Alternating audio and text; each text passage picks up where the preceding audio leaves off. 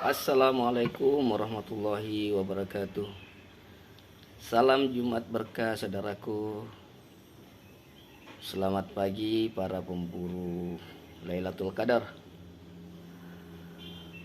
Pada Jumat berkah pada hari ini, alhamdulillah kita masih diberikan kesehatan, kekuatan oleh Allah Subhanahu wa taala untuk menjalani hari-hari terbaik kita di bulan suci Ramadan.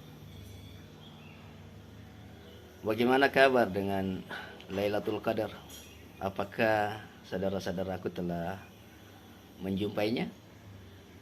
Tentunya ada pertanyaan bahwa bagaimana sih tanda-tanda turunnya Lailatul Qadar itu? Rasulullah Shallallahu Alaihi Wasallam telah menyampaikan di sebuah hadis, yakni bahwa tanda malam Lailatul Qadar itu ketika malamnya langit terang, tidak mendung, tidak ada hujan, dan tidak ada bintang yang jatuh. Artinya tidak terlalu ramai bintang dan tidak ada bintang yang jatuh. Kemudian udara pada malam itu tidak dingin, maksudnya tidak terlalu dingin dan tidak panas. Selanjutnya ketika pagi hari, maka langit menjadi terang, namun cahaya matahari belum menyerupkan sinarnya. Ada yang berpendapat kenapa pada hari itu matahari tidak mengeluarkan sinarnya yang memancar, kemudian langit menjadi terang. Ada yang berpendapat bahwa pada waktu itu malaikat yang turun, semua malaikat yang turun pada malamnya itu, mulai dari fajar subuh itu, setelah salat subuh mereka naik ke langit. Karena saking banyaknya itu, maka sinar matahari itu terhalang oleh para malaikat yang naik ke langit. Ini salah satu pendapat. Terlepas daripada apakah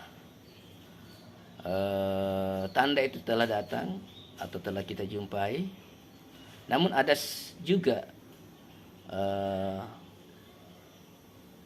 dalil yang lain bahwa ketika malam terakhir atau akhir-akhir bulan suci Ramadan bertepatan malam itu dengan malam Jumat dan malam ganjil, maka besar kemungkinan malam Lailatul Qadar turun pada malam itu. Tadi malam adalah malam yang sangat penuh berkah. Kenapa? Karena bertepatan antara malam Ramadan dan malam Jumat yang penuh keberkahan. Sehingga bagi orang-orang yang melaksanakan ibadah-ibadah tadi malam itu mendapat sangat banyak keberkahan. Dan jika tadi malam itu turun Lailatul Qadar, maka alangkah beruntungnya orang-orang yang memenuhi malam-malamnya dengan berbagai ibadah, baik sholat yang memperbanyak rakaatnya, baik bacaan Al-Quran yang memperbanyak bacaannya, baik yang bersikir memperbanyak sikirnya, begitu baik yang itikaf menambah durasi itikafnya, dan lain sebagainya. Begitupun menyumbangkan baik makanan maupun uang ke dalam celengan masjid, maka semuanya akan dilipat gandakan beribu-ribu kali dan dihitung beribadah selama 83 tahun lebih lamanya. Satu malam itu orang akan dilipat gandakan menjadi 83. Lalu apa kira-kira, apakah ada dampak atau efek pada orang-orang yang telah mendapatkan malam Lailatul Qadar itu, atau menyadari bahwa mereka telah beribadah pada malam itu? Apakah ada dampak berpengaruh? Ada sebuah kisah yang saya ingin sampaikan saudaraku. Ada seorang pemuda yang bernama Fudail bin Iyad. Fudail bin Iyad ini adalah seorang pemuda yang sangat-sangat terkenal di daerahnya. Kenapa dia terkenal? karena beliau adalah seorang penyamun, preman, begal, perampok yang setiap malam menyisir, memasuki rumah-rumah penduduk, sehingga penduduk di daerah itu merasa terancam dengan komplotan Fudail bin Iyad.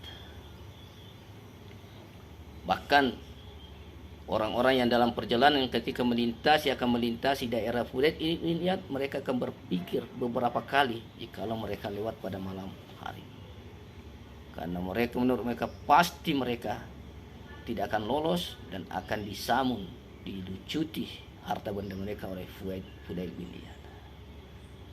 Maka begitulah kehidupan Fudail bin Iyad yang merampok rumah-rumah penduduk, mengambil, menjara harta benda mereka. Nah, pada satu malam Fudail bin Iyad berkeinginan untuk memasuki sebuah rumah yang dimana rumah itu terdapat seorang wanita yang di mata Fudail bin Iyad adalah idaman, wanita yang cantik. Fudail meskipun dia seorang preman ya, meskipun dia seorang perampok, tetapi dia juga memiliki ternyata sisi-sisi cinta di dalam hatinya dan memiliki sisi-sisi romantis.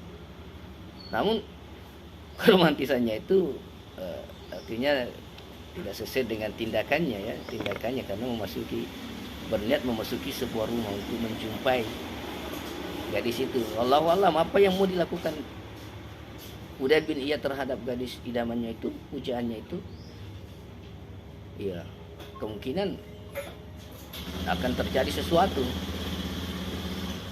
Maka mulailah Fudail bin Iyad melancarkan aksinya, mulai memanjat memasuki rumah tersebut. Lalu apa yang terjadi? Ternyata wanita yang pujaan hatinya itu belum tidur dan sedang berada di ruang tengah melantungkan ayat-ayat suci Al-Quran, mengaji. Si gadis ini mengaji. Kemudian Fudail bin Iyad mencoba memperhatikan apa yang dibaca itu. Pada malam itu sang gadis itu membaca satu surah yang ini surah Al-Hadid pada ayat ke-16 terdengar oleh Fudail yang bunyinya seperti ini. Alam ya'ni lil ladzina amanu ayyahsha qulubuhum li dzikrillah wa ma nazala minal haqq, yang artinya adalah apakah belum tiba saatnya bagi orang-orang beriman itu merasa takut kepada Allah Subhanahu wa taala dan kembali mengingat Allah, bersujud kepada Allah, bertobat kepada Allah setelah turunnya petunjuk-petunjuk dari Al-Qur'an ini. Apakah kapan tibanya waktunya mereka mau bertobat kepada Allah? Apakah belum tiba waktunya? Alam yakni, apakah belum tiba waktunya? Inilah yang Fudail menjadi tersentak. Sepertinya ayat ini menyinggungku. Aku ini beriman tetapi melakukan perbuatan-perbuatan maksiat yang dilarang oleh Allah SWT, sebuah dosa besar. Lalu Allah seakan-akan mengundangku untuk kembali kepadanya. Kapankah mereka akan kembali mengingatku, menyembah, taat kepadaku? Lalu sambungan ayat itu menyebutkan wala yakunu kallazina utul kitab min qablu fatala alaihim amadu fakasat qulubuhum. Jangan sampai mereka orang-orang yang beriman itu tidak mau kembali bertaubat seperti dengan orang-orang yang sebelumnya mendapat kitab petunjuk dengan menganggapnya bahwa nabi-nabi sebelumnya juga memiliki umat. Mereka mendapat petunjuk tapi mereka berleha-leha dengan kejahatannya. Mereka menunda-nunda bertaubat. Mereka menganggap enteng dosa itu sehingga Allah menutup hatinya, mengunci hatinya, hati itu menjadi keras sehingga susah sekali mendengarkan bisikan-bisikan atau firman-firman Allah. Sehingga ayat itu dibacakan tidak berpengaruh lagi karena hatinya sudah dikunci. Khatam Allah ala qulubihim. Hatinya telah dikunci oleh Allah, maka peringatan apapun tidak akan masuk karena mereka menunda-nunda dosa itu, menunda-nunda tobatnya dan sedang berlah-lah di dosa. Dari potongan ayat ini atau penggalan ayat ini, Fudail termenung, menunduk, kaku, badannya yang kekar menjadi kaku, menjadi tidak bertenaga, dan seakan mendapatkan sebuah hantaman keras, hentakan, sebuah kesadaran yang muncul di hati Fudail bin Iyad, bahwa ayat ini kenapa seakan-akan berbicara kepadaku. Lalu Fudail meneteskan air mata, bergetar seluruh badannya, tersungkur, lalu berucap, wahai Tuhanku, wahai Rabbku, telah tiba waktunya, telah tiba waktunya. Aku ingin bertobat ya Allah, aku ingin kembali kepadamu. Maka mulai pada malam itu Fudail berjanji akan bertobat, memperbaiki diri, meninggalkan seluruh perbuatan-perbuatan yang melanggar daripada perintah Allah. Lalu bernazar, bertekad kuat meninggalkan kampung halamannya, merantau, dan dia berjanji akan menghabiskan waktunya di Baitullah, di kota Haramain, dua kota antara Mekah dan Madinah. Maka berjalanlah Fudail bin Iyad ke kota suci Mekah, dan di sanalah dia bertanya, belajar dari berbagai ulama, dari beberapa ulama yang masyhur di sana. Beliau sangat rajin dalam menuntut ilmu dan beliau sangat rajin dalam beribadah. Karena adanya kesadaran titik balik inilah yang disebut hidayah itu. Tidak ada yang menghalangi hidayah jikalau Allah menginginkan hidayah masuk ke dalam diri seseorang. May yahdillahu fala mudhillalah. Barang siapa Allah yang dikehendaki hidayah, maka tidak ada yang mampu membatalkan hidayah itu. Wa may yudlilhu fala hadiya. Jika Allah telah menutup hati seseorang itu, menutup hidayah itu, maka tidak ada yang mampu memberikan hidayah. Meskipun ulama dari mana, hidayah itu tidak akan masuk. Oleh karena itu, di akhir kisah dari Fudail bin Iyad, Fudail bin Iyad menjadi ulama besar. Fudail bin Iyad menjadi orang yang ahli ibadah, rajin sekali beribadah. Maka terkenal dengan disebut Abidul Haramain, penyembah antara dua kota. Artinya orang yang sangat taat beribadah di dua kota, Madinah dan Mekah. Fudail menjadi seorang yang disegani keilmuannya, disegani ketaatannya. Bahkan salah satu riwayat menyebutkan bahwa beliau salah satu guru dari Imam Syafi'i. Dan ada yang menyebutkan bahwa beliau menjadi seorang sufi atau wali. Bahkan terkenal dalam sebuah statementnya bahwa andaikan aku memiliki doa yang mustajab, maka aku akan mendoakan pemimpinku agar mereka memimpin dengan baik. Karena begitu sangat menghargainya seorang pemimpin. Saudara-saudaraku yang saya cintai, dari kisah ini kita berbagi dan mendapatkan sebuah pengalaman di dalamnya, pengalaman secara tidak langsung bahwa ternyata Allah itu dengan gampang membolak-balikkan hati. Boleh jadi hari ini kita beriman kepada Allah, sorenya kita akan bermaksiat kepada Allah. Dan boleh jadi pada malam harinya kita bermaksiat kepada Allah, tetapi pagi harinya, subuh harinya kita bertaubat, kembali beriman. Oleh karena itu Rasulullah SAW menyebutkan bahwa dalam doa-doa yang selalu dipanjatkan, Rasulullah sendiri berdoa, ya mukallibal qulub sabbit qalbi ala dinil Islam. Wahai Tuhan yang membolak-balikkan hati, tetapkanlah hatiku di dalam Islam, tetapkanlah hatiku dalam Islam. Karena kita tidak tahu apakah nanti kematian kita ini tetap berada pada jalan Islam, dalam beriman, ataukah Allah membolakkan hati kita. Oleh karena itu kita dianjurkan untuk selalu mintanya semoga kita husnul khatimah. Selanjutnya pada kisah ini juga kita dianjurkan untuk tidak berputus asa meskipun kita merupakan pendosa atau memiliki background pendosa. Karena tidak ada orang yang tidak memiliki dosa, hanya ada yang mungkin banyak melakukan pengalaman-pengalaman yang melanggar dari ketentuan Allah. Tetapi semuanya itu adalah tidak ada yang mampu menutup kemungkinan ketika Allah menginginkan orang tersebut untuk mendapatkan hidayah. Dan hidayah itu boleh jadi hanya pada peristiwa satu momen, boleh jadi pada satu malam, seperti mendapatkan malam Lailatul Qadar,